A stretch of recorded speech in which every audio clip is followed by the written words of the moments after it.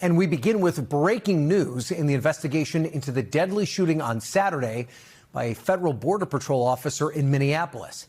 The Department of Homeland Security confirming exclusively to NBC News that there is body camera footage of the deadly shooting of Alex Pretti, an ICU nurse for the VA who was shot and killed by federal authorities during a skirmish amid the protest. DHS officials say there are multiple angles of the killing captured on those body cameras and that they're currently under review. Video captured by bystanders, which you're seeing here in slow motion, appears to show that confrontation. The officers disarmed Pretti of a firearm we now know he was legally permitted to carry and then shot him, claiming he was a threat.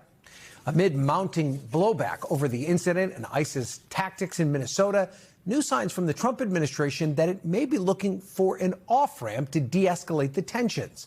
First, President Trump telling the Wall Street Journal that his administration is, quote, reviewing everything about the shooting and announcing on social media that there would be a shakeup in leadership on the ground, with Border Czar Tom Homan now managing ICE operations there. At the White House today, Press Secretary Caroline Leavitt signaling that the president himself was distancing himself from allegations made by his top deputies about Pretti. Regarding Minnesota, on Saturday, the Department of Homeland Security posted that Pretti looks like he wanted to do maximum damage and massacre law enforcement. Stephen Miller on Saturday posted that, or called Pretti a would-be assassin. Why did administration officials jump to conclusions before an investigation had even been conducted? This has obviously been a very fluid and fast-moving situation throughout the weekend. As for President Trump, whom I speak for, he has said that he wants to let the investigation continue and let the facts lead in this case.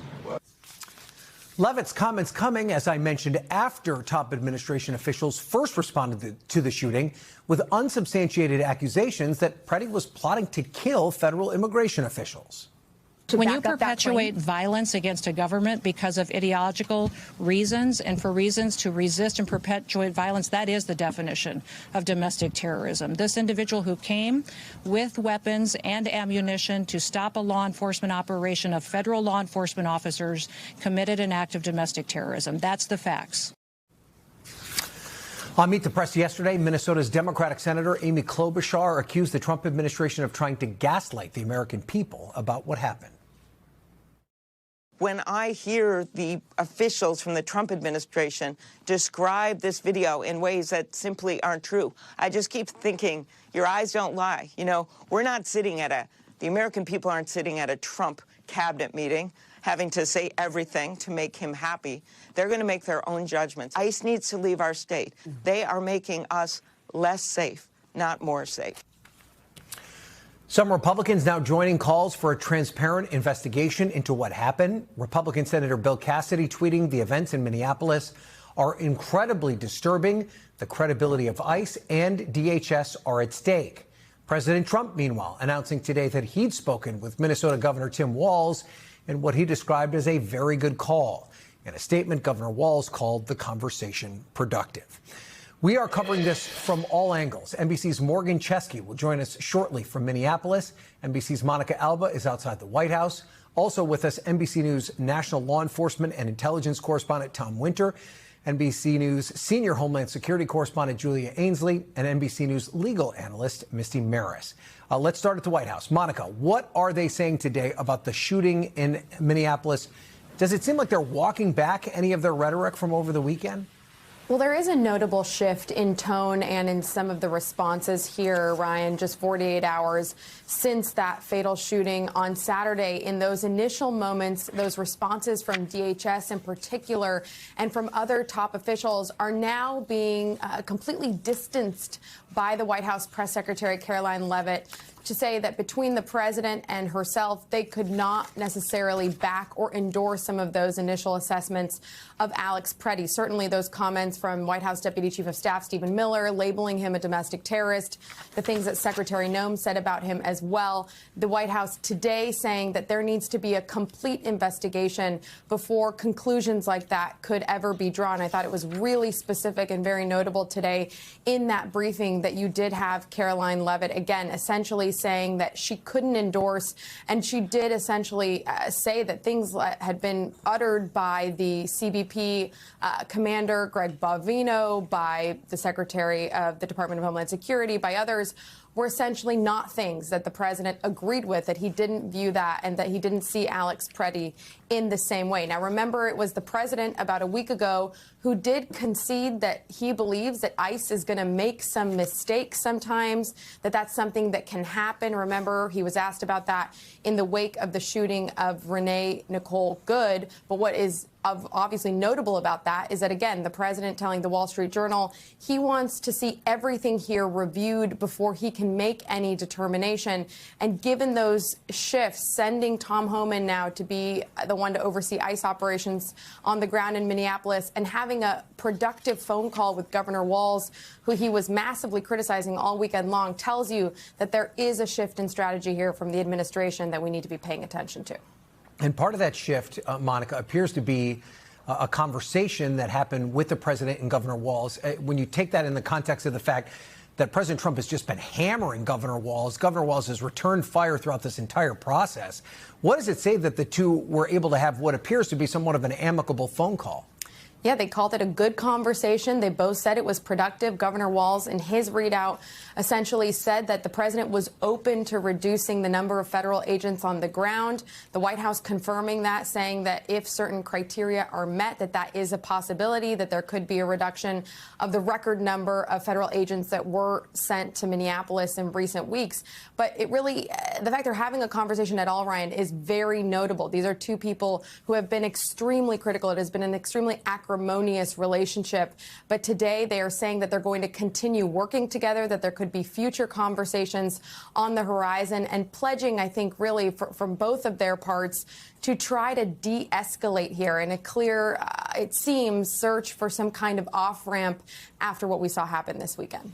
And we talked about the fact that the president said that he's going to send the border czar Tom Homan to Minneapolis. Does this tell us anything about DHS Secretary Noem's standing within the administration? Well, according to the White House, she still has the full trust and confidence of the president, but it certainly does raise some questions about how they view the overall leadership structure when it comes to massive immigration policy and how these real decisions are being made. Tom Homan is not somebody who has been involved in the day-to-day decision-making or operations. Specifically when it comes to Minneapolis, he's been key in some other aspects of creating and executing on immigration policy. So the fact that he's going to go there, and certainly the press secretary was asked today whether this means that Greg Bovino will be departing. She said it will clearly be Tom Homan who is the point of contact on the ground there as we work to figure out whether Bovino will be out, though Noem for now still seems to be in her capacity in her job. Okay, Monica, thank you for that. Let's turn now to Tom Winter as we look closer at this video, Tom, and we should warn our viewers. It is pretty disturbing to watch.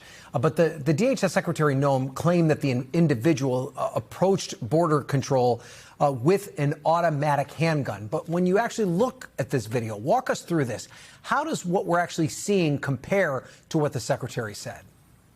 Right, Ryan, and I think she mentioned it was a semi-automatic handgun, and I know shortly we're going to be able to show you some of that video from the scene and some of the video that bystanders took. There's 4 specific videos and 4 specific angles that show the interaction, and it does not seem to indicate that at any point in time Pretti's gun was out. This is one of the videos that establishes kind of how this whole thing starts, and you can see there his left hand is in the air.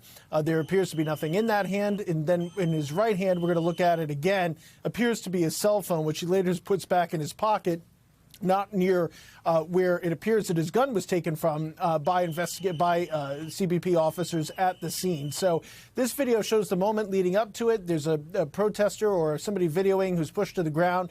Look, these are very volatile situations. We have the advantage now of looking at these videos. You're looking at the point that I was referencing when the gun is taken out from his back waistband, and then after this, the shots, somebody yells out gun, and then the shots are fired, including the fatal shots that hit Pretti. This is a very volatile situation. We are watching this with the advantage of slow motion, with the advantage of pausing things. You can't pause things in real life. And the burden legally will come back to whether or not the person who fired the shots, the CBP officer who initially fired the shots, whether or not they thought that they had a reasonable threat to their life. But certainly this individual appears to be unarmed at the moment that happens. That's what the video shows.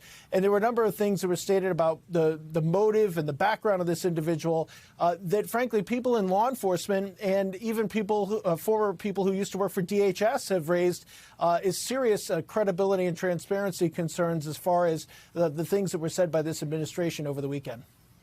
And even though the White House does appear to be walking this back a bit, we've heard multiple administration officials repeatedly label Alex Pretti as a domestic terrorist. Is there anything to back up that claim? What kind of evidence would you need to prove something like that? Well, what they typically say is that if somebody uses violence or coercion to push forward their ideology, that's the definition of a domestic terrorist. And that's true. What we haven't seen here is any evidence, at least any evidence that we can publicly find. And, of course, these videos that we've been looking at show just a specific moment in time that we have not yet seen any body-worn camera video that our colleague Julia Ainsley reports does exist. And so we don't have any sort of statements that may have been made by Pretti or not, any sort of statements that were made by the CBP officers or not. And so we don't have anything here that goes to motive for him even being there and what, if anything, he said. And so it's very difficult to get to the point of ideology if you don't know somebody's ideology going into an operation like this. And so I think that's the reason why people have picked out the domestic terrorist line and said, how do you, on one hand, you're not saying you quite know the sequence of events and you're reviewing the footage. On the other hand, you're saying the motivations and the background of this individual who apparently has interactions with law enforcement in the form of 4 traffic tickets. So it's a bit incongruous, and that's something I think a lot of people are looking at. All right, Tom, you mentioned Julia's great reporting. Let's bring Julia in now to talk about it. Julia, you're reporting that there actually is body camera footage, which is not always a guarantee when it comes to these interactions between ICE and CBP and folks on the ground. What kind of information could that potentially provide?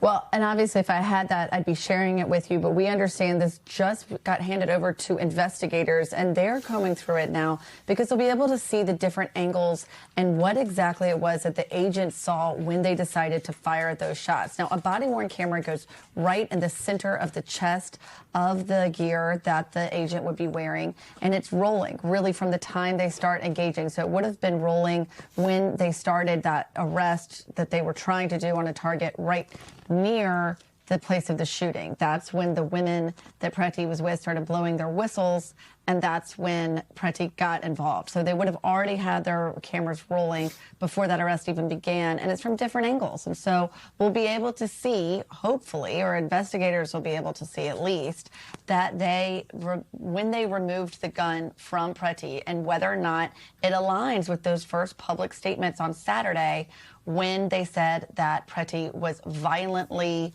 resisting being disarmed.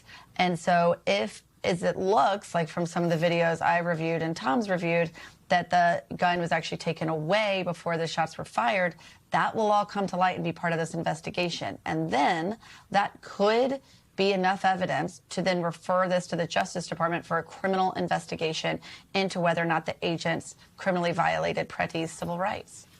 So let's talk about what's happening now on the ground. The president announcing that the borders are Tom Homan's going to Minneapolis. What do you make of this decision? Is he someone who could potentially de-escalate the situation there? Potentially. I mean, Tom Homan for a long time has really had it out for sanctuary cities. He makes, no attempt to cover that up. He thinks all cities should be cooperating with ICE. And of course, that's the situation we're walking into in Minneapolis, where they are not cooperating with ICE and handing over immigrants that they may encounter to the federal law enforcement. But I will also say this has implications nationwide, because who Homan is replacing as point person there is Greg Bovino, who's been head of all the Border Patrol operations since Los Angeles this summer. If you think about all the times you've seen tear gas thrown into crowds, if you think about big surges in cities like Charlotte, New Orleans, Chicago, Los Angeles, that was all led by Greg Bovino. So Homan being there signifies the White House realizes there was some kind of line crossed in this incident, or perhaps by the responses that they got from Secretary Norman Bovino over the weekend that were very quick to side with law enforcement after this incident before an investigation had been conducted. And somewhere inside the White House, and the president himself, they've now made the decision that they would rather have someone like Tom Homan there, who is much more concerned about getting who he calls, the criminals, the worst of the worst on the streets, in that position, and taking out someone like Bovino, who wants to do wide sweeps and often really profile people. And that's been something that they've talked about ever since the Supreme Court ruling determined that they could do that, even without specific targeted names of people they're going after. So it's a huge switch, really, for the White House, and a signal that maybe they think the strategy and the path they were on isn't working. Okay, we'll see if there'll be any sort of change, of course. Julia, we appreciate that. Let's go now to Misty to talk about this from a legal perspective. So, Misty, there were 2 court hearings today related to the situation in Minneapolis. The first one on the state's efforts to declare the administration's deployment of federal agents as unlawful. What stood out to you in that hearing today? So this is interesting because the federal government's argument, the DOJ said that this is a federal law enforcement operation and therefore it falls under executive authority to execute it as they see fit. Now, Minnesota's argument is that it is not a valid law enforcement action. It's actually something being taken to coerce Minnesota into agreeing with or implementing federal government and the administration's policies. So that's the crux of the argument. What I found interesting, the judge came out the gate and said, I'm not here to make a decision on the merits of any immigration law enforcement operation, but did challenge the federal government on 2 points that squarely fit into Minnesota's argument. The first being skepticism about whether or not the amount of ICE officers being deployed, use of border security, is necessary to deal with issues with enforcing this law enforcement action. The second, and very, very interestingly, is a letter that Pam Bondi sent to Tim Walz over the weekend, which asks for the state to repeal sanctuary city policies, talks about turning over voter rolls and registrations, records regarding Medicaid that would be central to a fraud investigation. The judge saying, is the DOJ trying to circumvent what would be court-related procedures by pressuring Minnesota with this law enforcement operation? So she did not rule from the bench today. We'll have to wait and see what that decision is. She did say it will be coming imminently. She understands that if there's a front burner, this is on the front of that front burner as far as necessity to get clarity on this issue. And then we have a second case where state officials are trying to prevent federal officials from destroying evidence in this shooting. What did the judge say about that? So that hearing just ended, and the judge did not make a decision from the bench. But what Minnesota is asking is for preservation of evidence. The administration, Department of Justice, saying they're preserving evidence as they would in any other case. But the idea is Minnesota is raising what they say are anomalies, things that are not in accordance with typical policies and procedures in this investigation. They're not a part of the investigation on the state side, and therefore it's critical that they at some point have cooperation with the federal government and also have the ability to access that investigative material down the road. So we're still waiting on that decision as well. Okay, Misty Marris, thank you for that. We appreciate it. We thank you for watching, and remember, stay updated on breaking news and top stories on the NBC News app or watch live on our YouTube channel.